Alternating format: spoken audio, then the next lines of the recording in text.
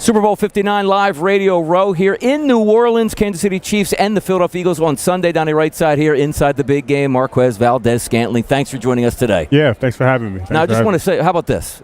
I was a wide receiver in the 1990s. Yes, sir. You're much taller, much faster, much better than I was. How did you get to college? And also, that level of play where you said, you know what, I think I can make it in the pros. Well, believe it or not, my journey to college was a little different than most. Mm-hmm. I didn't make my high school football team my freshman year. Wow. Yeah, so I was, the water boy, if you want to call it, my freshman year, because I wasn't good enough to make the team. Yeah. So I was just kind of around. Mm-hmm. And then I just kind of, over the next 3 years, became obsessed with learning how to be better at the position. Mm-hmm. Met my wide receiver coach that summer and just became obsessive and annoying to learn how to be a better wideout. And over the next 3 years, it just kind of turned into, a good spot for me. Baseball was my first sport, and I ended up. What position did you play in baseball? Shortstop and center field. Man, you could probably move it out there, huh? So that was my first love, first sport, and then it was just too expensive to play with travel ball, and my parents had 2 other kids they had to raise, so it just couldn't be traveling all over the country with me. And so I just took football as the next thing for me, and then it kind of just worked out. Where did you grow up? St. Petersburg, Florida. Did you? Yeah. So obviously a football hotbed. You don't want to say, if you want football players and football talent, you head down south and go to Florida to get those. What was your choice to go to college, and why was it your choice? So I originally committed to North Carolina State. Yeah, I saw that. Mm-hmm. And I was there for 2 years and had everything that I wanted. Yeah. It had my major. It was the ACC. Mm-hmm. It was away from Florida. I wanted to get out of Florida and to see other parts of the world. Sure. And it was, I got there my freshman year, and the starting quarterback broke his foot the first game of the season. Wow. And the offense kind of just shifted a little bit. Yeah. And then the next year we had Jacoby Brissett, but the offense kind of stayed the same. Yeah. And it just wasn't a good fit for me, so I decided to transfer to South Florida, which is in Tampa. Yeah. It was about 45 minutes away from my hometown. Yeah.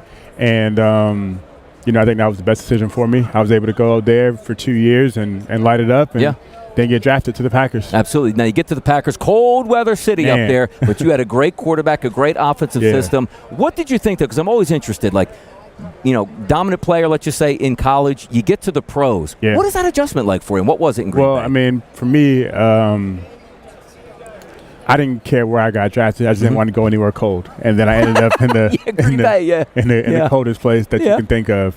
But that was my first thought. Then my second thought was I get to play with Aaron Rodgers, and that was my favorite quarterback growing up. So I got to watch him, on Monday Night Football or Sunday Night Football, beat up on the Bears or the Vikings, for years. Yeah. And so walking into it my first day, and Aaron calls me over to the table. He's sitting at the table with Clay Matthews, Randall Cobb, and Devontae Adams, and he called me over by name. And he was just like, "Hey, I think you're a good player. I think you can help this team out a lot." And me as a kid from Southside St. Pete, I'm looking at all these guys that I've watched on Sunday Night Football for years, sitting at a table. That was like my welcome to the league moment. And Aaron might not even remember that, but it was just one of those things that stuck with me forever. And I think that was just kind of let me know that I belong. Because he had faith in me from day one. That's a huge deal too. And also, the type of wide receiver position you play, not very many people can get deep like you. Yeah. Is it an acquired skill? Because the one thing that we always look at with wide receivers, maybe not getting off the line or just fast guys that aren't football players, but you do it all, though. Yeah, man. I think it's it's a testament to the strengths that I have. Obviously being a 6'5" receiver that can run 4.3, there's not many guys like that. But over the years, I've just learned how to use my strengths and make something out of it. And then obviously I want to continue to increase my game and be a complete all-around receiver, which I think I've done over the last few years of just being around to be able to do different things in the offense, whether it be catch screens or catch a slant, or whatever. Even my short tenure in New Orleans, I was able to make a bunch of different plays. Yes, you were. And I think that's just, a testament to the coaches that I've had that believed in me and knew that I just wasn't a one-trick pony. Yeah, it's hard to make the NFL, as we know. It's even harder to win one championship. You got 2 championship rings. And again, it's a great place. We're in New Orleans at the Super Bowl. The Chiefs are in it there. What makes the Chiefs so great? Is it Mahomes? Is it Reed? Is it everything around the organization? I think it's top to bottom. I think, from the moment you walk in, it's championship. That's the goal. You know, the first thing that you see every day in that team meeting room is, you know, like, hey, we're trying to win a championship. Yeah. You know, that's the end goal for everything. And I think everybody at that place believes in it and buys into it. Yeah. And I think Coach Reed does a good job of just holding everybody to that standard every single day. There's not a single day where, you know, that standard is not upheld. And I think that is why, you know, they're, you know, a part of this great dynasty. And I'm glad I was able to be there for, you know, those 2 years and win those 2 championships. And I think they're 3 or 4 in the last 5 or 6 years. Amazing. I mean, there's, you know, that's a hell of a run. Yeah. You know, I'm just grateful that I was a part of it for those 2 years. Yep. Now, also, we're in New Orleans now. The Super Bowl is here. You play for the New Orleans Saints. What's the future like for you? Happy here in town? Quarterback situation, obviously, not like Aaron Rodgers at that point or Patrick Mahomes, but an organization that certainly needs you. And you got here. You made plays. Yeah, People need to make plays. I actually love Derek. Yeah. I think he's a hell of a player. Yeah. I think he has the arm talent just like those other 2 guys that you named. Even when I was with, you know, Buffalo for that short stint, you know, watching, you know, Josh play. Yeah. I think Derek has that same ability. Yeah. You know, and I think he hasn't gotten the credit because he hasn't been on great teams that win a lot of games. Yeah. But, you know, just pure arm talent, man, he throws one of the best balls that I've caught. Yeah. One of the easiest catches to make. Yeah.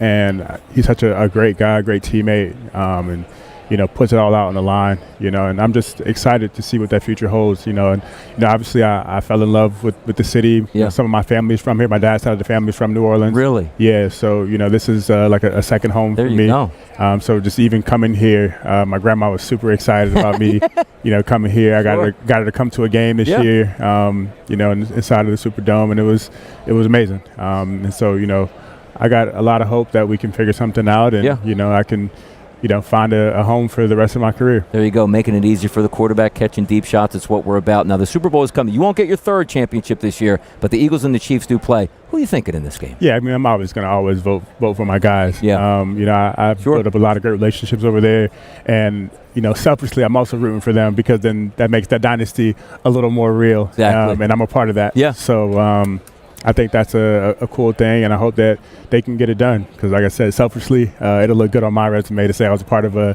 dynasty that won 2 out of the 3 championships. Absolutely. Now, you're down here. Obviously, it's Super Bowl weekend. What are we looking forward to in the future for MVS? You got things going on, like in your personal life here? You're promoting stuff. Like, where can we find you? Yeah, man, I'm always doing stuff outside of sports. I think my biggest thing is fashion.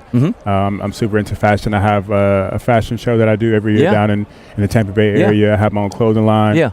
So now I'm super excited about, you know, what that future looks like. You know, I take a lot of pride in just doing things that find me interest. I think fashion is that space that I found a home in. You know, even with my fashion show and bringing other NFL players out and you know, some of their brands and, you know, just having some of those guys walk, you know, it's been a truly fun experience. That's great. He's fast.